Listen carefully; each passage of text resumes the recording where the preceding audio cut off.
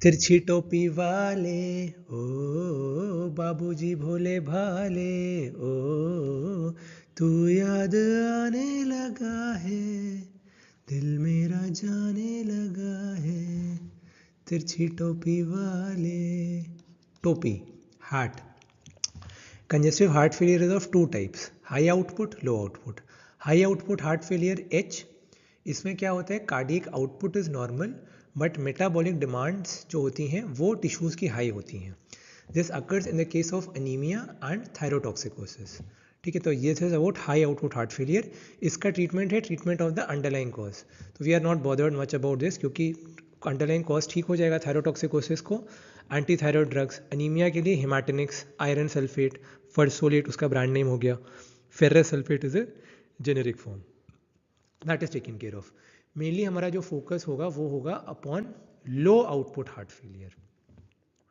लो output में heart का cardiac output low है which is a product of heart rate and stroke volume so cardiac output low है so we are basically talking about low output heart failure ये जो draw करा है ये physiology में आप लोग पढ़ ही चुके हो सुपीरियर वेना कावा इन्फीरियर वेना कावा राइट एट्रियम से फिर ब्लड आता है राइट वेंट्रिकल्स में फिर जाता है पल्मोनरी आर्टरी से लंग्स में लंग्स से ऑक्सीजनेट होके आता है पल्मोनरी वेन्स में फिर लेफ्ट एट्रियम से आएगा इनटू द लेफ्ट वेंट्रिकल और लेफ्ट वेंट्रिकल से चला जाता है अयोटा के अंदर ये सबको क्रिस्टल क्लियर है ही है अब बात करते हैं हार्ट फेलियर दो तरह का या तो लेफ्ट वेंट्रिकुलर या फिर राइट वेंट्रिकुलर क्या क्या दोनों में चेंजेस होंगे सबसे पहले बात करेंगे अबाउट लेफ्ट वेंट्रिकुलर फेलियर तो लेफ्ट वेंट्रिकल अगर फेल हो जाती है तो what happens suppose the left ventricle has failed तो लेफ्ट वेंट्रिकल पंप नहीं कर जाए ऐसे बढ़ जाएगी तो अब क्या होगा लेफ्ट वेंट्रिकल फेल हो गई है so now this blood is not able to go inside the aorta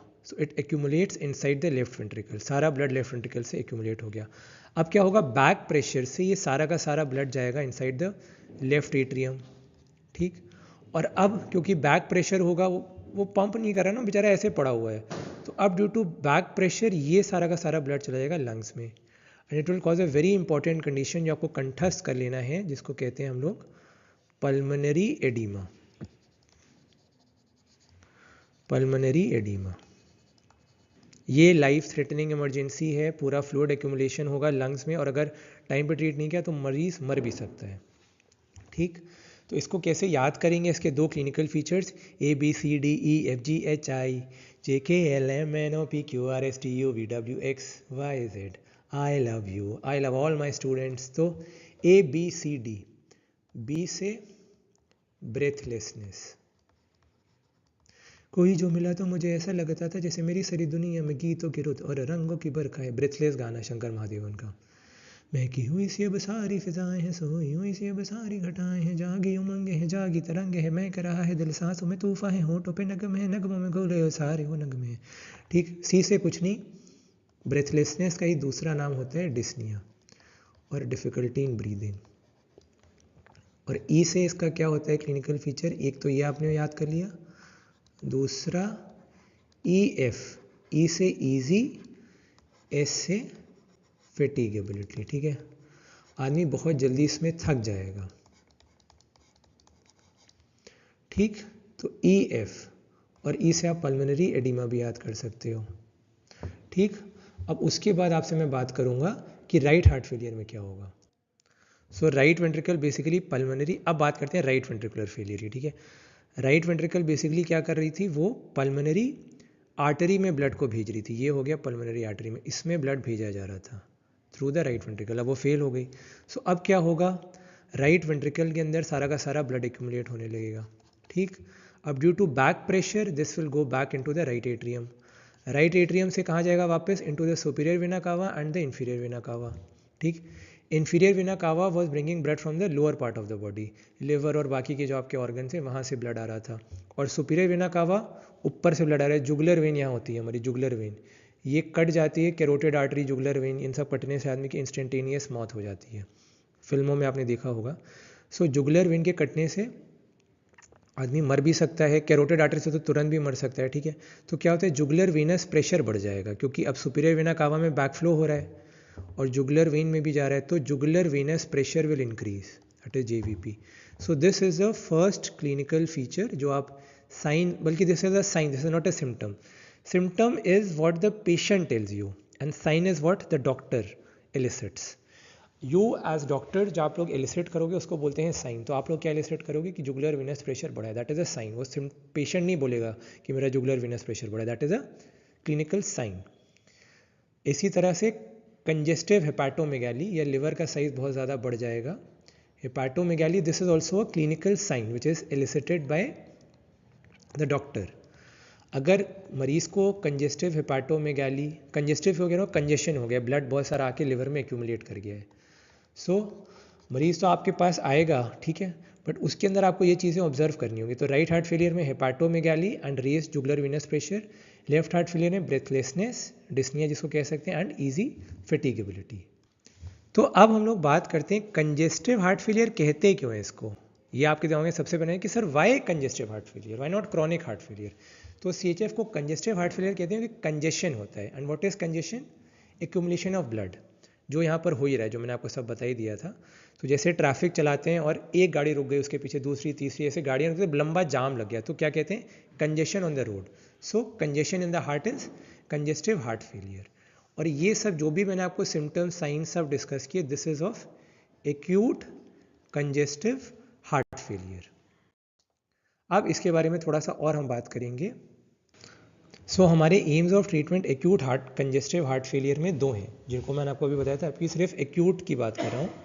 या तो जो फ्लूइड एक्यूमुलेट हो गया है उसको हमको डिक्रीज करके बॉडी से बाहर निकालना है, तो पेशाब के रास्ते से बाहर आ जाएगा. तो इस पर्पज़ के लिए what we can do is we can give diuretics, ठीक है. दूसरा, हम कॉन्ट्रैक्टिलिटी बढ़ाते हैं. हार्ट पंप नहीं करा तो उसके लिए हम लोग आइनोट्रोपिक ड्रग्स दे सकते हैं, जैसे कि डिजॉक्सिन. तो एक एक करके इनको बारी बारी से मैं आपके साथ डिस्कस करूँगा. तो अब फ्लूइड को हमको कम करना है, बॉडी से बाहर निकालना है. सो दो डायूरेटिक्स यूज़ कर सकते हैं इस कंडीशन में, लूप या thiazides. Loop diuretics are high ceiling, मैंने बताया था एकदम छत तक जाता है इसका रिस्पॉन्स, ऐसे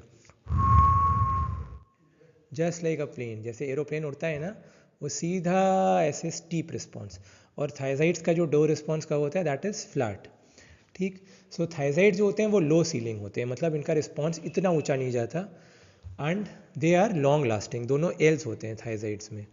लूप डायूरेटिक्स जो होते हैं वो हाई सीलिंग होते हैं, उनमें बहुत ज़्यादा रिस्पॉन्स मिलता है और उनका एक्शन जो होता है वो बहुत शॉर्ट होता है. बट हाई सीलिंग मतलब रिस्पॉन्स बहुत, 20-30 लीटर पेशाब निकाल देंगे, इतना ज़्यादा इनमें पावर है. सो ऑब्वियसली हार्ट फेलियर में कब पता चलेगा, एक्यूट हार्ट फेलियर में, जब लीटर्स में ब्लड जमा होता है. ml में तो 200-250 ml 500 ml आम बात है, बॉडी संभाल ले जाती है. बट जब लीटर में 20-30-40 लीटर एक्यूमुलेट होता है, तब शरीर में सूजन और ये सब दिखना शुरू होता है, ठीक है. तो इसके लिए ड्रग ऑफ चॉइस जो होगा, ड्रग ऑफ चॉइस नहीं, डायूरेटिक ऑफ चॉइस है. ड्रग ऑफ चॉइस तो मैं आपको बता ही चुका हूँ, ACE inhibitors and ARBs. So diuretic of choice is loop diuretics in the case of acute CHF. अब अगर हम इनके साइड इफेक्ट प्रोफाइल की बात करें, सो डायूरेटिक्स लूप प्लस थायजाइड्स दोनों के कॉमन कुछ साइड इफेक्ट्स होते हैं जो मैं यहाँ मेंशन कर रहा हूँ. L for loop plus T for thiazides. ये सब सोडियम का लेवल कम करते हैं, नोन एज हाइपोनाट्रीमिया. पोटाशियम का लेवल कम होगा, हाइपोकैलीमिया. मैग्नीशियम का लेवल कम, हाइपोमैग्नीसीमिया. H+ के आयंस बाहर निकलेंगे तो metabolic alkalosis. Metabolic disturbances, hyperglycaemia, hyperlipidaemia, hyperuricaemia, they can predispose to gout. The only adverse effect जिसमें डिफरेंस होता है, loop loses calcium. So hypocalcaemia occurs in loop diuretics और थायजाइड्स के केस में हाइपरकैल्सीमिया. क्लियर. तो अब मैं बात करने जा रहा हूँ आपसे अबाउट आइनोट्रोपिक ड्रग्स. तो आइनोट्रोपिक में हम सबसे पहले बात करेंगे about beta 1 agonists. These are dopamine, dobutamine, isoprenaline and noradrenaline. Receptor सब आप लोग रिवाइज कर लो, D1, बीटा 1, अल्फा 1, डोपामीन का डोब्यूटामीन बीटा 1. वेंट्रिकल्स में तो बीटा 1 ही होता है, muscarinic M2 are present in the atrium. Isoprenaline beta 1 और बीटा 2 पे काम करेगी. नॉरएड्रेनालिन अल्फा 1, अल्फा 2, बीटा 1, और इन सबको हम देंगे बाय द इंट्रावीनस रूट. तो इसको अब ज़रा थोड़ा समझते हैं, बीटा 1 एगोनिस्ट कैसे काम करते हैं. ये बीटा 1 रिसेप्टर हो गया, ड्रग आकर के इस रिसेप्टर पर बाइंड करी, और ड्रग डी जैसे ही बीटा 1 रिसेप्टर पे काम करेगी, आपको पता है जी प्रोटीन एक्टिवेट हो जाएगा. बता चुका हूँ, इनएक्टिव एक्टिव पार्ट्स में टूटता है. जो एक्टिव पार्ट होगा इसका वो CMP को इंक्रीज करेगा. CMP का क्या काम होता है, प्रोटीन काइनेज A को स्टिमुलेट करना. सिर्फ हार्ट में ये कैल्शियम को इंक्रीज करेगा, बाकी सारी जगहों पर मैंने आपको बताया था what it does, it is causes inhibition of myosin light chain kinase, dephosphorylation of myosin light chain kinase, जिससे कि myosin is not converted into the active form of myosin phosphate. ठीक, तो ये नहीं होता। और बाकी सिर्फ कैल्शियम को इंक्रीज करता है हार्ट में, इसको स्टिमुलेट करेगा, बाकी हर जगह स्मूथ मसल्स में इनहिबिट करेगा। ये आपको क्रिस्टल क्लियर पहले से बता चुका हूँ। अब मैं आपसे इसके बारे में और एक इम्पॉर्टेंट कॉन्सेप्ट अभी डिस्कस करूँगा। CAMP को लेवल बढ़ाने का एक तो तरीका ये है, दूसरा इम्पॉर्टेंट तरीका क्या है, CAMP is destroyed by an enzyme known as phosphodiesterase and it is broken down into 5-AMP which is a metabolically inactive form. अगर हम इस एंजाइम को इनहिबिट कर दें बाय गिविंग फॉस्फोडाइस्टरेज इनहिबिटर्स, तो हमारा पर्पस सॉल्व, हमारा मेन ऑब्जेक्टिव क्या है, एम ऑब्जेक्टिव CAMP को इंक्रीज करना। अगर हम फॉस्फोडाइस्टरेज को इनहिबिट कर देंगे तो ऑब्वियस सी बात है CAMP बढ़ा रहेगा। तो ऐसे फॉस्फोडाइस्टरेज इनहिबिटर्स के नाम होते हैं एनएमरिनोन एंड मिलरिनोन।